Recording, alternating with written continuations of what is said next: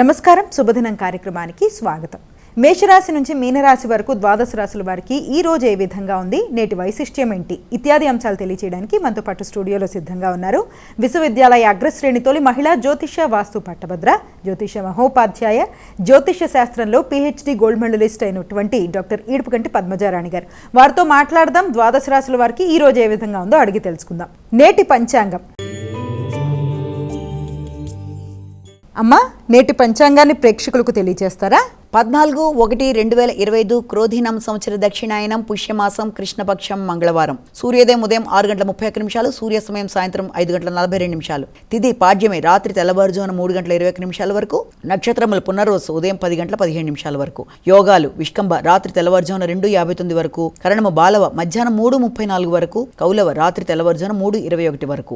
రాహుకాలం మధ్యాహ్నం 2:54 నుంచి 4:18. గుళిక కాలం మధ్యాహ్నం 12:06 నుంచి 1:30. యమగండం ఉదయం 9:19 నుంచి 10:43. అభిజిత్ ముహూర్తం ఉదయం 11:44 నుంచి 12:29. దుర్ముహూర్తం ఉదయం 8:45 నుంచి 9:30. అలాగే రాత్రి 10:50 నుంచి 11:41. అమృతకాలం ఉదయం 7:55 నుంచి 9:29. రాత్రి తెల్లవారుజామున 4:01 నుంచి 5:38 వరకు కూడా. వర్జం సాయంత్రం 6:20 నుంచి 7:57 వరకు. ఇది నేటి పంచాంగం. నేటి రాశి ఫలాలు. మేషరాశి.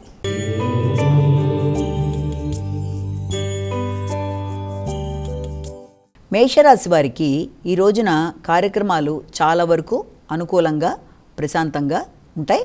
ముఖ్యంగా చక్కటి వాతావరణం ఇంట్లో కానీ, ఇంట్లో వాళ్ళతో సంప్రదించేటప్పుడు కానీ, ముఖ్యంగా తల్లి కుటుంబ వ్యక్తులతో ఈరోజు వాతావరణం చాలా వరకు అనుకూలంగా ఉంటూ మీరు ఆశించిన విధంగా ముందుకు వెళ్ళడానికి ఆస్కారం అనేది అధికంగా ఉంది. ఉన్నప్పటికీ కూడా ముఖ్యంగా ఆ విషయాలలో ఘర్షణ రాకుండా మాత్రం కొంత జాగ్రత్త పడుతూ ముందుకు వెళ్ళాలంటే ప్రశాంతత విషయంలో కొంత అసంతృప్తి ఉన్నప్పటికీ దాన్ని అధిగమిస్తూ కుటుంబ వాతావరణంలో కలిసిపోతూ ముందుకు వెళ్ళినట్లయితే అసంతృప్తిని అధిగమిస్తూ ముందుకు వెళ్ళగలుగుతారు. వృషభ రాశి.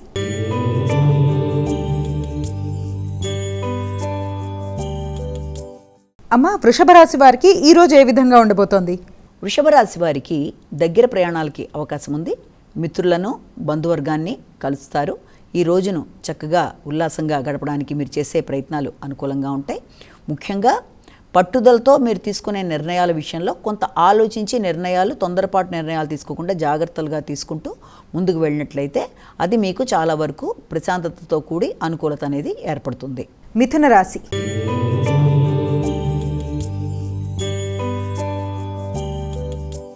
అమ్మా, మిథున రాశి వారికి ఈరోజు ఏ విధంగా ఉండబోతోంది?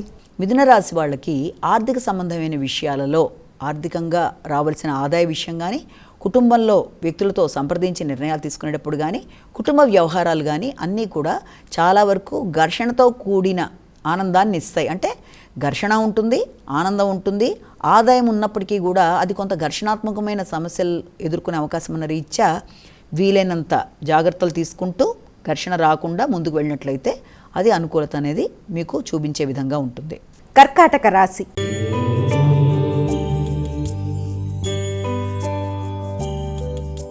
అమ్మా, కర్కాటక రాశి వారికి ఈరోజు ఏ విధంగా ఉండబోతోంది?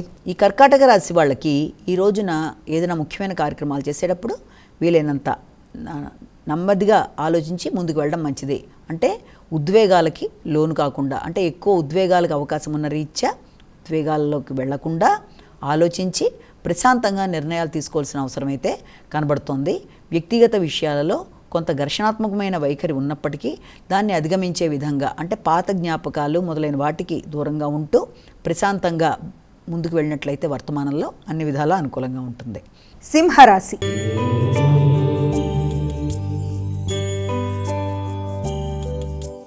అమ్మా, సింహరాశి వారికి ఈరోజు ఏ విధంగా ఉండబోతోంది?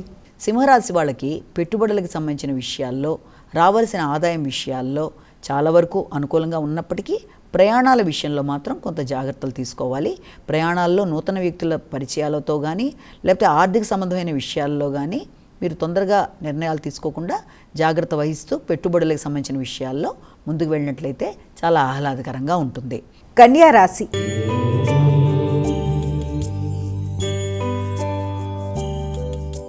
అమ్మ, కన్యా రాశి వారికి ఈరోజు ఏ విధంగా ఉండబోతోంది? కన్యా రాశి వాళ్ళకి రావాల్సిన లాభాలు అందుకుంటారు. ముఖ్యంగా ఈ రోజుని చాలా చక్కగా కుటుంబ సభ్యులతో కలిపి గడుపుతారు. అది కూడా ఇంకా మీకు రావాల్సిన ఆదాయాలు అందుకోవడం, చక్కటి శుభవార్తలు అందుకోవడం, ముఖ్యంగా సంతానంతోనూ మీ యొక్క అన్నదమ్ములతోనూ కుటుంబ సభ్యులతోనూ కలిపి ఈ రోజును చాలా ప్రశాంతంగా ఆహ్లాదభరితంగా గడుపుతూ ముందుకు వెళ్ళడానికి ఆస్కారం ఉన్న రోజుగా మనం భావించవచ్చు. తులారాశి.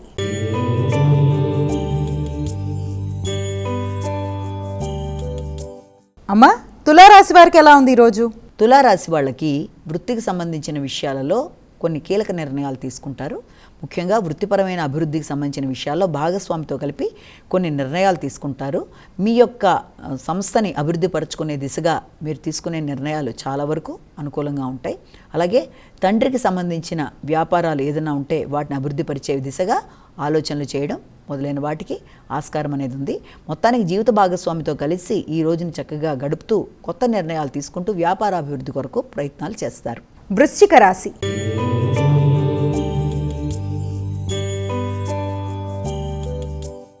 అమ్మ, వృశ్చిక రాశి వారికి ఎలా ఉంది ఈరోజు?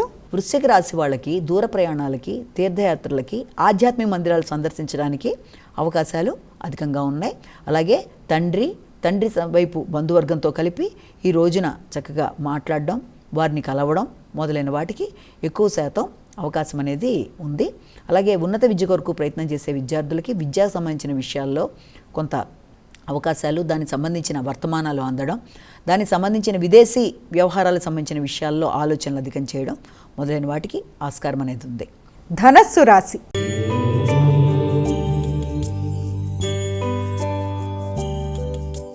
అమ్మ, ధనస్సు రాశి వారికి ఎలా ఉంది ఈరోజు? ధనస్సు రాశి వాళ్ళకి ఏదైనా ప్రయాణ సంబంధమైన విషయాలలో వాయిదాలు లాంటివి పడినప్పటికీ దాని విషయంలో అంతగా ఘర్షణ పడక్కర్లేదు.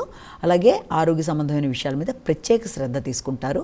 రావాల్సిన ఆదాయం ఆకస్మికంగా రావడం, అదేవిధంగా దానికి తగినన్ని విధాలుగా ఖర్చులకు కూడా మీరు ప్రణాళికలు ఏర్పరచుకొని ఆ ఖర్చులు కూడా మీకు అసంతృప్తినివ్వకుండా సంతృప్తికరంగా మీరు ఖర్చు చేసే విధంగా ముందుకు వెళ్ళడం, కుటుంబ సభ్యులతో కలిసి చాలా చక్కటి వాతావరణాన్ని ఏర్పరచుకుంటూ ముందుకు వెడతారు. మకర రాశి.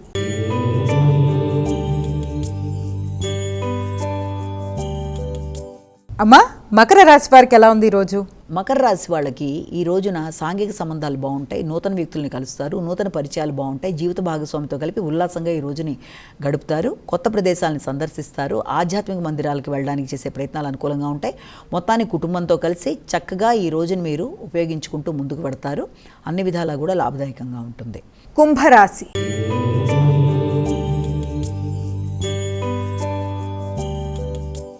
అమ్మ, కుంభరాశి వారికి ఎలా ఉంది ఈరోజు?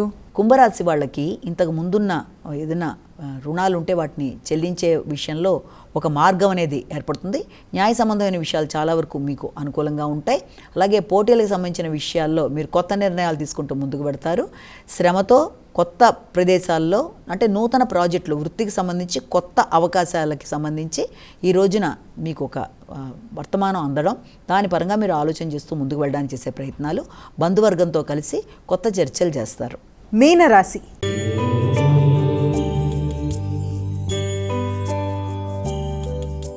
అమ్మ, మీనరాశి వారికి ఎలా ఉంది ఈరోజు?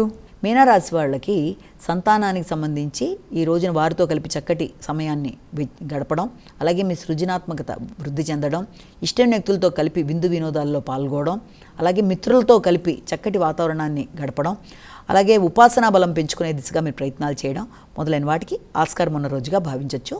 దైవబలం మీకు అన్ని విధాలా సమకూరుతుంది. అమ్మ, ద్వాదశ రాశుల వారు వారికి వారే ఈరోజు చేసుకోగలిగే ఒక సులభమైన పరిహారాన్ని తెలియజేస్తారా?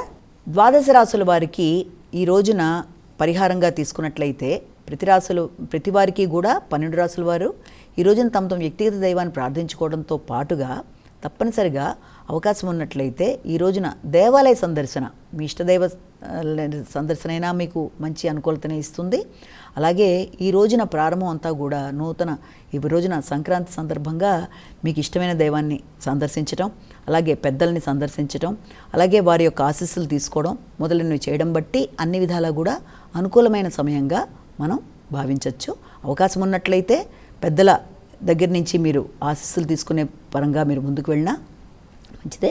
లేదా మీకు ఇష్టపడిన దైవానికి సంబంధించి శ్లోకాలు వినడం అవన్నీ కూడా మీకు ఆధ్యాత్మిక వృద్ధితో పాటు ఆరోగ్యపరంగా కూడా అనుకూలంగా ఉంటుంది.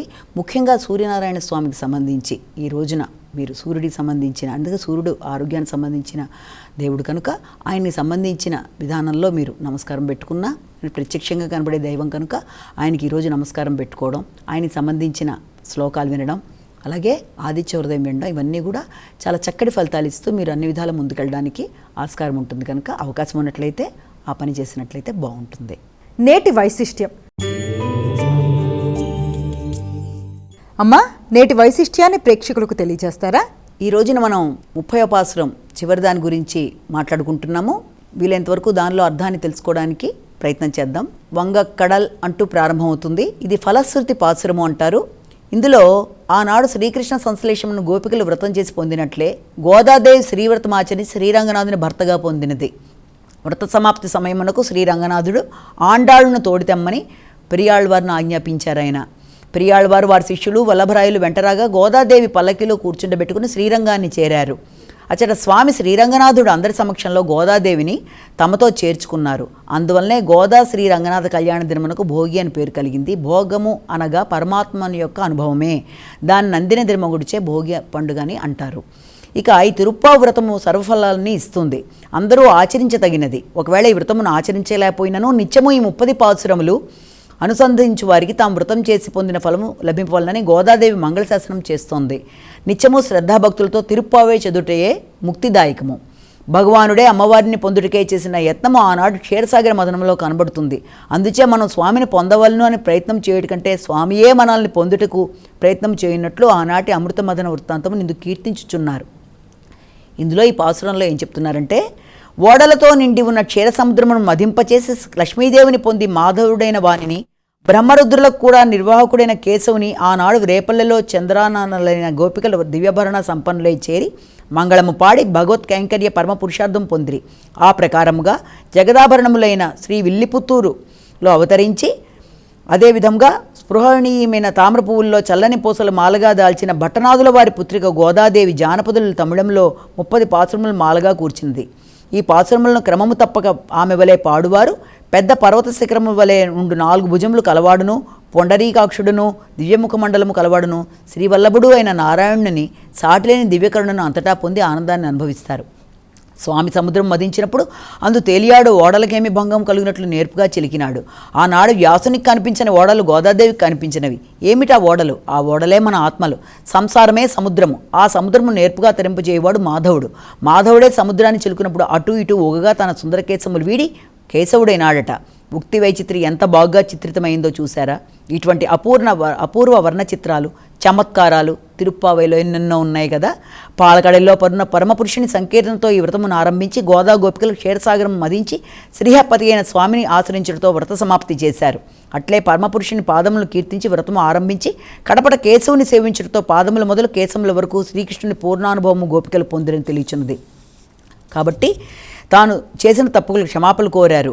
భగవంతుతో చేరిక ఎందు రుచిచే తొందరగా పోయి కృష్ణుని ఆశ్రయించారు. చివరికి ఫలము అతడే తన కోసమే ఇచ్చినట్లుగా అందుకున్నారు. ఈ విధానం భగవంతుని చేరుకోరువారు ఆచరణ తగిలింది. గోపికలు దివ్యాభరణములు ధరించారట. ఏమిటా దివ్యాభరణాలు? భగవదనుగ్రహం చేత లభించిన జ్ఞాన భక్తి వైరాగ్యాలే ఆ ప్రకాశించే ఆభరణాలు. గోదాదేవి తండ్రి భట్టనాథులు ఎల్లప్పుడూ తామరపూసల మెడలో వేసుకుంటారట. ఎందువల్ల? తామరపువ్వు జగత్ అంతటికీ మూల కారణమైన బ్రహ్మకు కారణమైంది. ఆ తామరపువ్వుకు విత్తనము పరమాత్మ. వక్షస్థలముందు తామరపూసలు మాల ధరించడం అంటే హృదయంలో భగవాన్ని ధరించామని ప్రతీక. సముద్ర జలము మేఘం వరించినాడే సర్వోపజీవ్యమైనట్టు ఉపనిషద్ రహస్యములు ఈమె వాక్ సంబంధంచే స్వాదువులై సర్వోపభాగ్యములైనాయి. ఈ 30 పాసురముల్లో విశదీకరించబడిన దాంట్లో 30 అర్థములలో ఏ ఒక్కటి లోపించకుండా అధ్యయనం చేయాలి, ఆచరించాలి. ఆనాడే పరిపూర్ణ భగవత్ ప్రాప్తి లభిస్తుంది. స్త్రీకి స్త్రీ అయిన మనుస్వామితో, మన స్వామితో శ్రీతో కలిసి మన ఇహపర వాంఛితమును నీడేర్చే బ్రహ్మానందం నందింపగలడు. కన్నెపిల్లలకు వివాహం అవుతుంది. సంతానం లేని వారికి సంతానము, ఐశ్వర్యం లేని వారికి ఐశ్వర్యము, ఏది కోరిన వారికి అది లభిస్తుందని ఫలతృతిగా చెప్పి తాను పొందిన వ్రతఫలాన్ని లోకానికి ధారపోస్తూ గోదాదేవి శ్రీ వ్రతాన్ని సుసంపన్నం చేశారు. భాగవతులనే కాదు, ఆ భాగవతుల సంబంధం కలవారినందరినీ పరమాత్మ రక్షిస్తాడు. ఎవరే కోరిక కోరినా, ఏ దేవతలను ఆరాధించినా వారిచే ఫలములన్నీ శ్రీమన్నారాయణుడే ఆయా దేవతలకు అంతర్యామి అయి వారి ద్వారా ఇప్పిస్తాడు. ఎవరు ఏ దేవతలకు ఏమి సమర్పించినా వారిలో అంతర్యామి అయి భగవానుడే శ్రీహపతి అయి వాటిని స్వీకరించి కరుణిస్తాడు.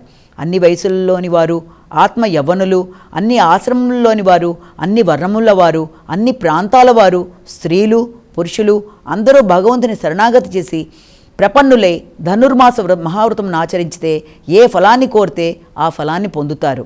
అస్తు అంటే ఇప్పుడు ఈ 30వ పాసురం అనేది ఫలశ్రుతి పాసురంగా చెప్పబడింది. ఇందులో గోదాదేవి ఆయన్ని వివాహం చేసుకుని శ్రీరంగనాథుణ్ణి ఆయనలో ఐక్యమైపోవడమే భోగం. అంటే ఆమెకి ఆయన ఇచ్చిన భోగం ఏంటి అంటే ఆ రకమైన భోగాన్ని భగవంతుడి యొక్క భక్తితో, భగవంతుడి యొక్క సేవతో ఆవిడ ఆయనలో ఐక్యమైపోవడమే మన శ్రీరంగనాథుడిలోకి ఆవిడ వెళ్ళిన రోజునే భోగంగా పరమాత్ముడిని అనుభవించిన దినంగా ఈ రోజుని చెప్పుకుంటాం. ఈ తిరుప్పావై పాసురాలు అనేవి, ఈ 30 పాసురాలు చాలా శక్తివంతమైనవి. ఇవన్నీ కూడా చక్కగా చదవడమే ముక్తికి ప్రధానమైన విధానంగా మనం చెప్పుకుంటాం. కాబట్టి ఇలాంటి ముక్తి కలిగిన రోజుగా మన ఈ 30 పాసురాలు చదివి, ఒకవేళ చేయలేకపోయినా ప్రతిరోజు చదివినా కూడా నిత్యము ఈ 30 పాసురాలు అనుసాదించు వారికి వృతం చేసి పొందిన ఫలం లభించాలని గోదాదేవి కోరుకోవడం జరిగింది. కాబట్టి తప్పనిసరిగా అమ్మవారి కరుణకి అందరూ పాత్రులవుతూ, ముఖ్యంగా శ్రీరంగనాథుడిని సేవిస్తూ 30 పాసురాలని విని ఎవరికి ఏ రకమైన కోరిక ఉన్నా ఆ కోరిక తీర్చడంలో భగవానుడు ముందుంటాడు. కాబట్టి మనసా వాచా కర్మేణ భగవంతుడి యొక్క అనుగ్రహాన్ని కోరుకునే వాళ్ళు భగవంతుడిని మనస్ఫూర్తిగా ప్రార్థించుకుంటూ ఈ పాసురాలని మనస్ఫూర్తిగా వింటూ ముందుకు వెళ్ళినట్లయితే అన్ని విధాల అనుకూలత అనేది ఏర్పడుతుంది. ఎవరెవరు ఏ కోరిక కోరితే ఆ కోరిక తప్పనిసరిగా తీరుతుందని అమ్మవారి 30 పాసురాల్లో మనకి చెప్పడం జరిగింది. కనుక అందరూ కూడా దాన్ని పాటించగలిగితే మంచి ధైర్యంగా ఆరోగ్యంగా ముందుకు వెళ్ళగలరని 30 పాసురాల్లో అంతరార్థాన్ని మనం గమనించగలం. నమస్కారం. ఇది ఈనాటి మన శుభదినం కార్యక్రమం. మరో కార్యక్రమంతో మళ్ళీ కలుసుకుందాం. అంతవరకు సెలవు. నమస్కారం.